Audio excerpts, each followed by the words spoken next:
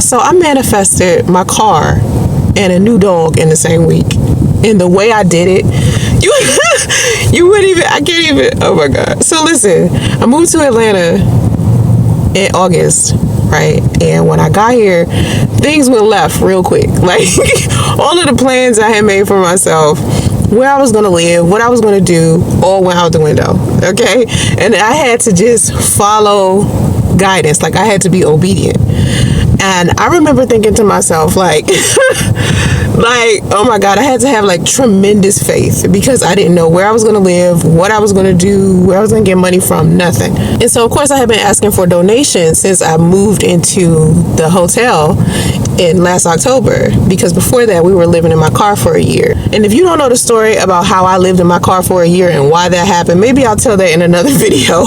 No one knew that I was living in my car for a year because I didn't tell anyone. And then when I moved into the hotel, I told one of my old friends.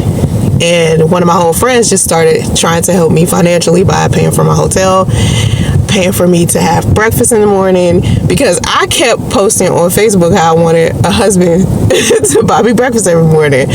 And I just remember I wanted to be married. I was tired of being by myself. And so I started, like talking to him and trying to take him seriously. And we just agreed on dating intentionally. And that's another reason why I ended up moving to Atlanta, because he lived here. And so I get here, oh my God, like shit went left so quickly. And I remember everybody telling me not to move for a man. And I was like, well, I was telling him that from the beginning. I was like, I don't know if I want to move to Atlanta just to be with you. I mean, you're the only reason why I would come to Atlanta, but I don't want to move there and then like resent you. I'm gonna just move there. I'm gonna do it on my own. He didn't help me with relocation or anything. He didn't help me once I got here or anything. So we were just kind of like trying to start dating, and this shit just went left.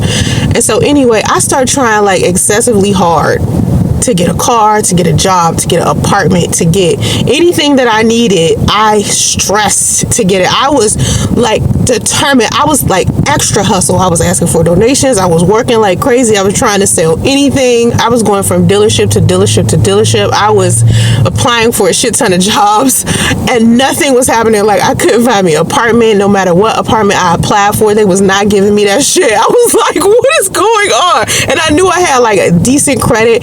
It was just I was just like, right? And so one day I just got so fucking overwhelmed, and I was just so like done, right? I knew I had to just let it go. I had to just release it. So that's what I did. I just released it. I was like, I'm done. I'm not gonna try. Maybe I just need to take a break. So I stopped trying altogether. I just chilled. I didn't apply for jobs. I didn't look for an apartment. I didn't look for a car. I didn't do shit but chill. Ask people for donations to help me pay for my hotel room. For a month I did that because I was so overwhelmed from trying so fucking hard. I just stopped. And I just prayed. And I just prayed because I felt like I was pushing against something. And God had been telling me to chill and have faith and chill and have faith. And I was like, listen, I need guidance. I need to do what you're telling me to do.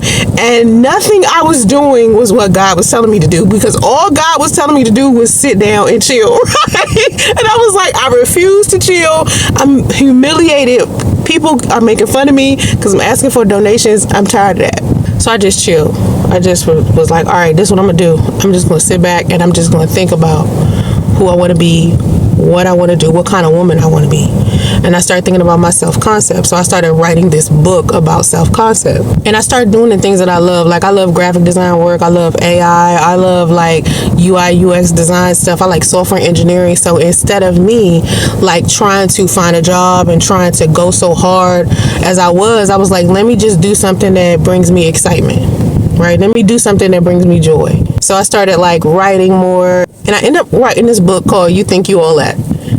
Because what ended up happening with me is I was starting to be more confident. Like I was listening to a lot of like self-love, self-confidence, meditation. I started listening to like a lot of different frequencies and listening to a lot of hypnotherapy.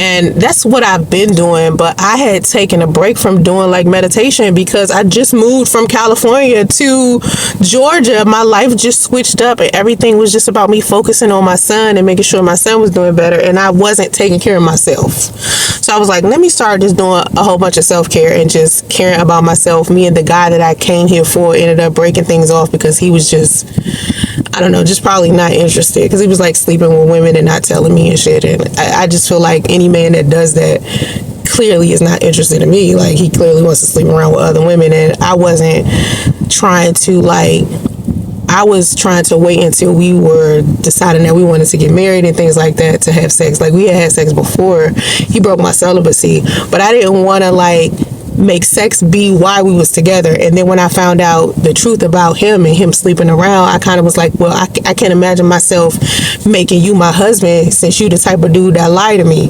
Like, I'm your friend. I've been your friend for a long time. You don't never got to lie to me about nothing, especially not no bitches. You know what I'm saying? Like, and so to find out he was like lying to me about that, we got into it really bad. And he was like, I think I'm gonna take a couple of steps back. And I was like, you take as many steps back as you deem necessary. You need space? You need space? Boy, don't test my gangster. I will give you outer space. I don't play that like sleeping around stuff. But if you want to do it, if you want to do it and you're going to be my man, at least tell me the truth. Like we can make an arrangement maybe. But he was lying to me about the women. And so that like really hurt me. And I needed to do what I needed to do to repair myself because I couldn't understand why I had been praying for a man.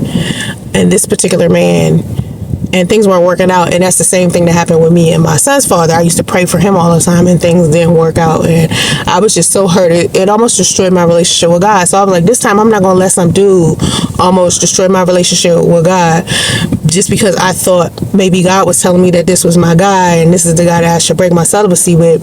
And then I done moved to Georgia to be closer to him. And now we not working out at all. We ain't talking. So what should I do? And as I'm praying and doing the self-care, I'm not even focused on moving anywhere. I'm not focused on getting a car or anything, right? I'm just like, whatever, you know, and I'm praying and I'm sticking to praying. And then I'm talking to a lot of my friends who do ministry or who are in divinity school. And remember, I used to be a Christian minister a long time ago.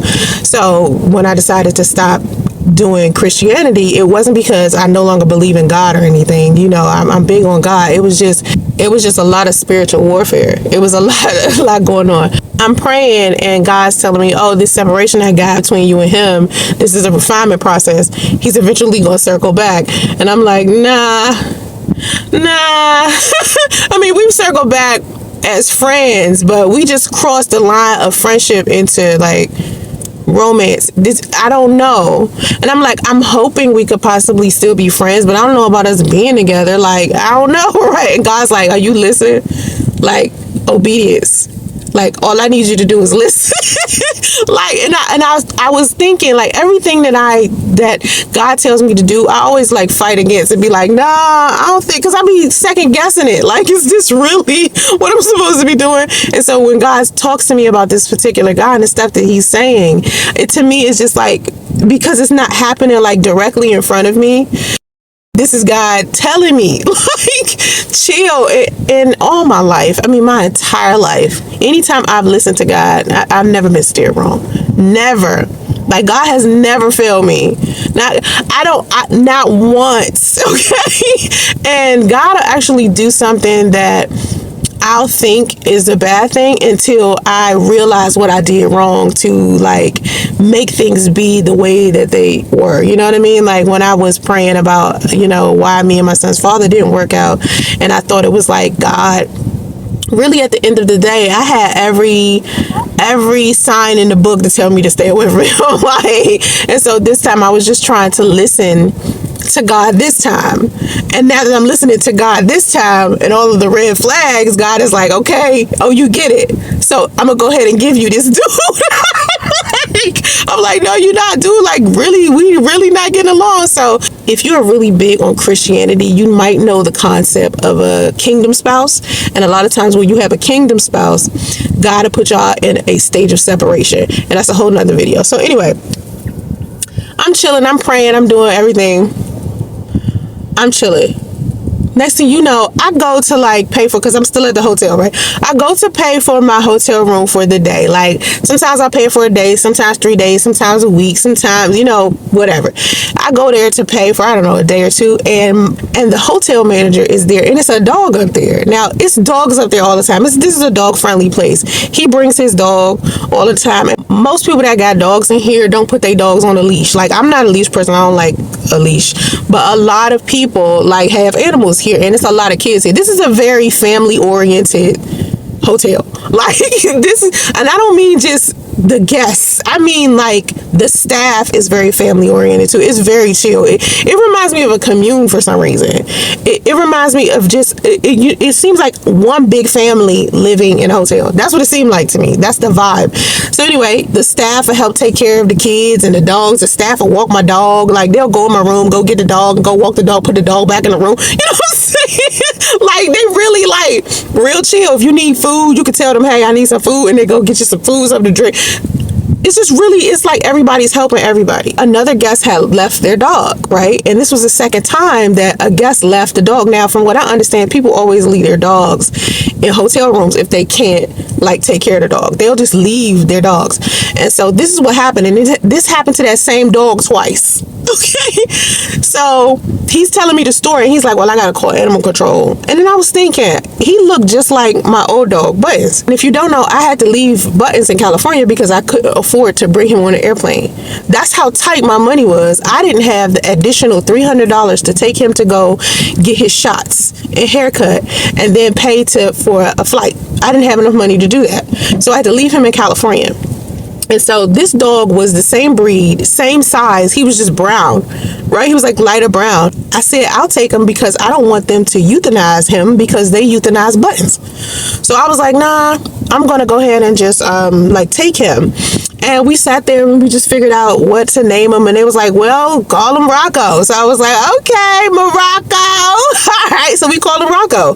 And I've had him ever since. But I remember thinking to myself, long before this, like, I miss my dog. And I just kept imagining the guy that I moved here for buying me a puppy.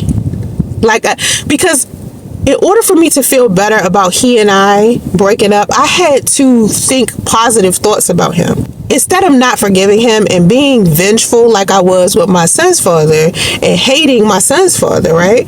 This time I was like, okay, this is what I'm going to do. I'm going to forgive him.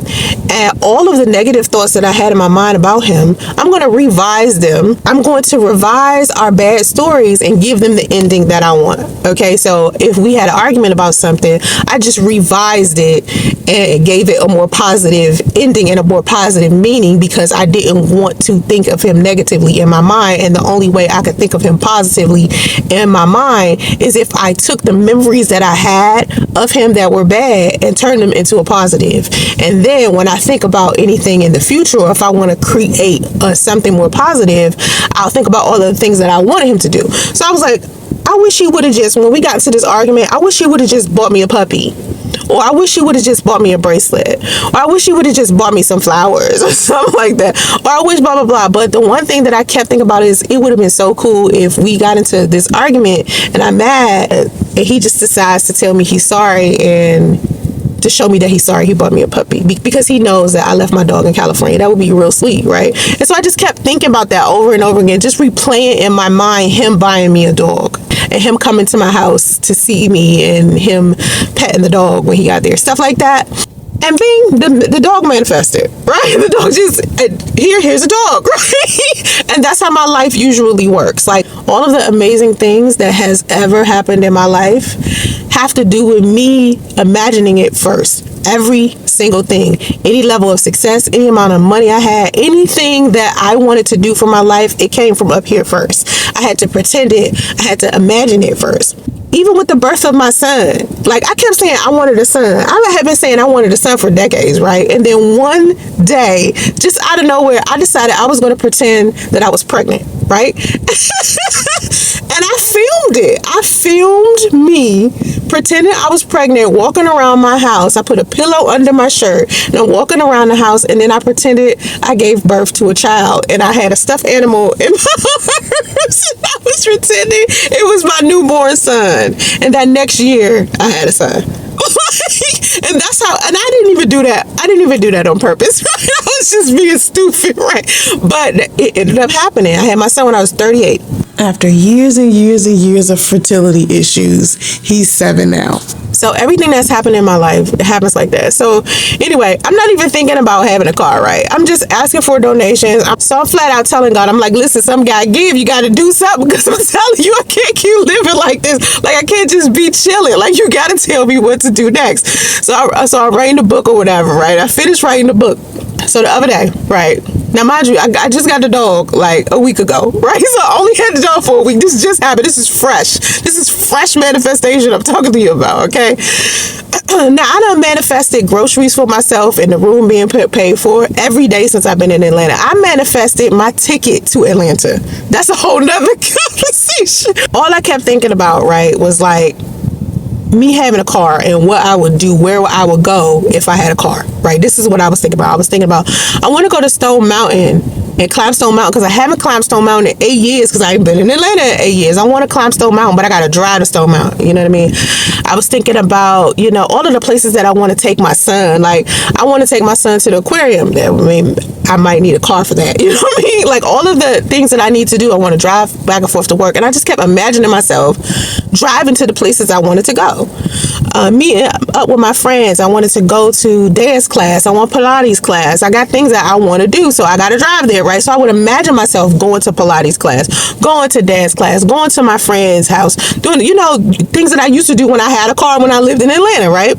So I just kept replaying those things in my mind over and over and over again. So the other day, my friend Richard, he's in Maryland, he calls me, he's like, can you explain to me your situation? Like, I really am interested. He was just interested. And so I just started explaining to him what was going on with me and why I didn't have a car, or what I needed to get a car, and all this stuff. And I'm just telling him. I'm telling him, like, this is what's happening. And he was like, how much do you need in order to get a car? And I told him. Why he just give it to me? He just gave it to me. I kept explaining to him that every time I tried to do something, I tried to explain to him, every time I tried to do something, something else would happen to block it. So every time I would go and try to get me a car, something would block it. There would be a roadblock of some kind, and it has something to do with money, right?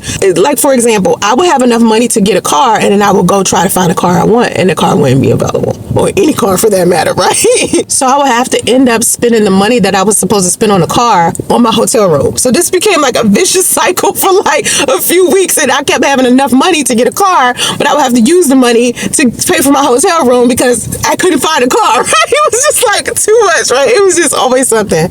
And so when he gave me the money to get the car, something ended up happening the next day. My phone got cut off. So he ends up giving me money for the phone. He ends up giving me money. He ends up giving me more money than he was supposed to give me just for the car, just to get the car. He was like, you got to make sure you get this car this weekend. Get this car this weekend. Do not go another week without a car.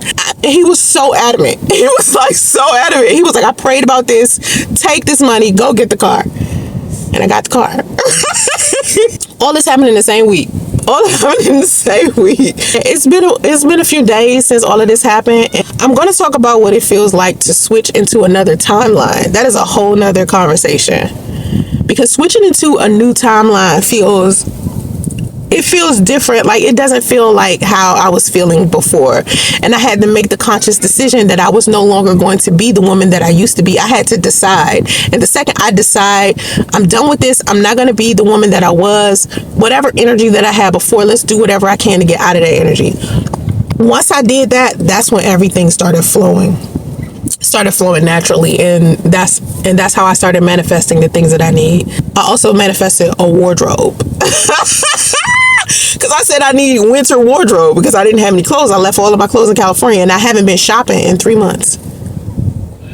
So I was like, universe, manifest me winter wardrobe.